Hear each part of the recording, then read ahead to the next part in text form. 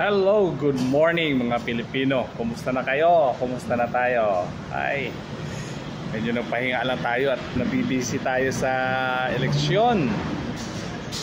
Kumusta na kayo? Kayo ba ay isa sa mga nakatanggap? Grabe naman yung eleksyon na yon.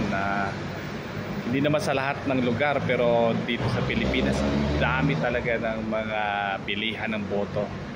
Grabe, nagiging ano na talaga, ang talabak na yung bilihan ng boto. Dati yung bigay ng kandidato pampasaya lang sa sa mga tao, pampagana lang. Pero ngayon hindi na pampagana, talagang parang yung mga tao talagang parang binibenta na talaga yung boto. Iba na talaga, hindi lang yun na yung, in other words, dati hindi naging basihan yung binibigay para sa pagboto. May mga, siyempre, nung araw siguro baka may mga konting panigarilyo, pang-inom, mga ganyan na mga binibigay ng mga kandidato, pero hindi yun ang naging basihan ng pagboto ng mga tao. Tapos siguro kalaunan may konting pera, mga ganyan-ganyan. Kaso ngayon wala, iba na.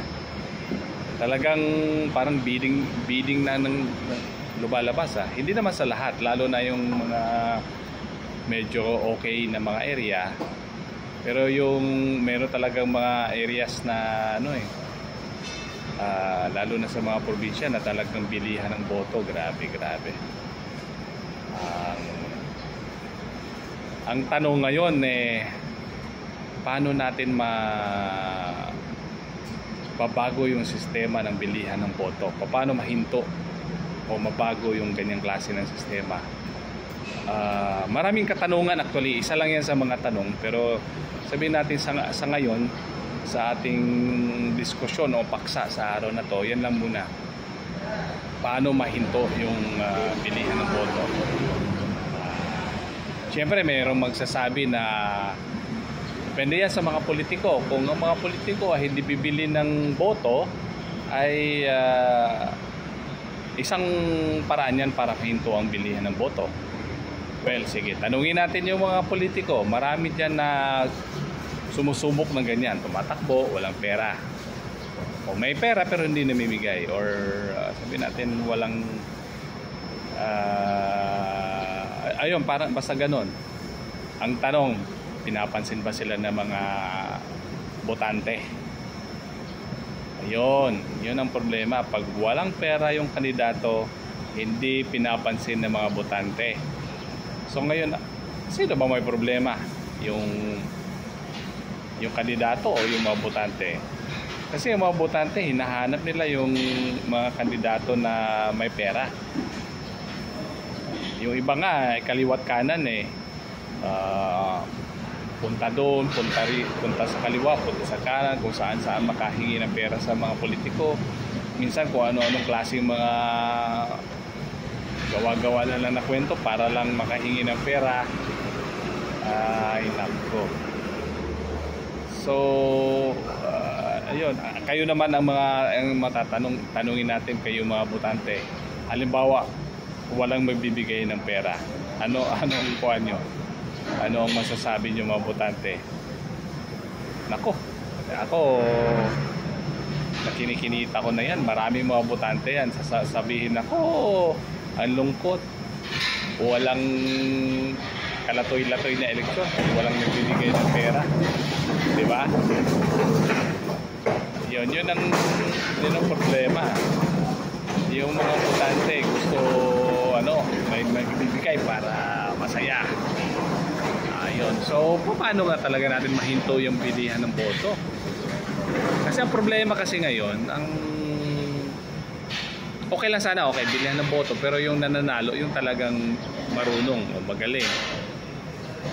Problema, kung ang nananalo, kadalasan nananalo naman talaga sa bilihan ng boto, ay yung mga iba intensyon, yung negosyo intensyon kaya nga sila gumagastos ng malaki at may plano, iba yung plano At pagka may plano na ganun, nauna yung kanilang personal na mga plano, hindi yung plano na para sa kapakanan ng bayan. Yan ang problema dyan sa mga malaki ang gastos sa eleksyon, malaki magbigay. Yan ang masaklap dyan. Yun.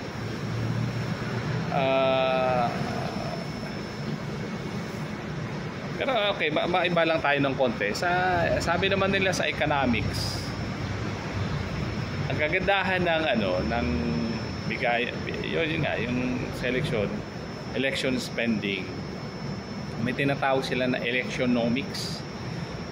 Sa Pilipinas ito nangyayari na dahil nga sa bilihan ng boto, ang pera umiikot sa mga tao. Kung walang eleksyon, ang pera nasa bulsa lang ng mga politiko. Pero during election, lumalabas yung pera na napupunta sa mga bulsa ng mga tao.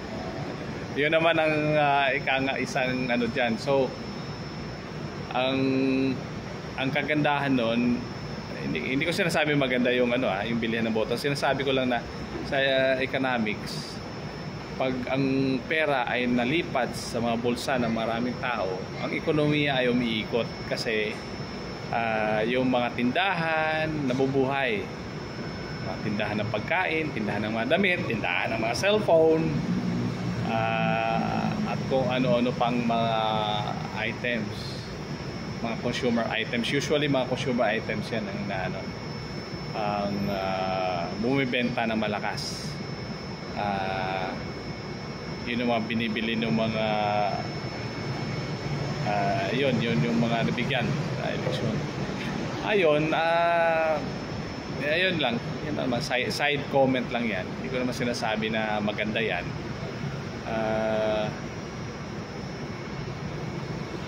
So yan, ang problema lang talaga paano natin mailagay yung ayos at magagaling na mga tao sa gobyerno. Kasi ang nakaposisyon, yung may pera, hindi yung magaling yun lang may pera. Yan ang tanong. Paano ba tayo unlad o paano ba natin mapalago ng gusto ang ating bansa kung maglilid sa atin ay yun lang, may pera. Ang problema kasi yung sa mga yun, sabi natin magaling din naman sila kasi kaya nga may pera dahil magaling sa diskarte kung ano man. Problema nga sa mga yun ang kadalasan sa kanila ay sariling kapakanan ang nauna kasi nga sumusugal ng ganun sa pera kasi nga may personal na intensyon, hindi yung kapakanan o hindi yung serbisyong sa taong bayan ang inaatupag. Iba yung priority or iba yung kanilang motivation. Yun ang problema sa mga ganung politiko, yung mga nananalo dahil namimili ng boto. Yun ang problema. Paano ba kaya kayo, ano bang masasabi nyo? Mag-comment na lang kayo dito sa aking vlog.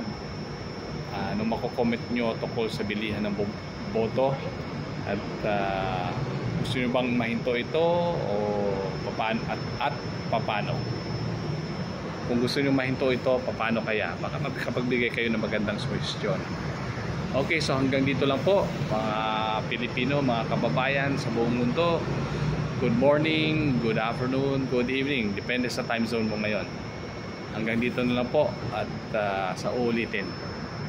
Salamat sa panonood o sa pakikinig.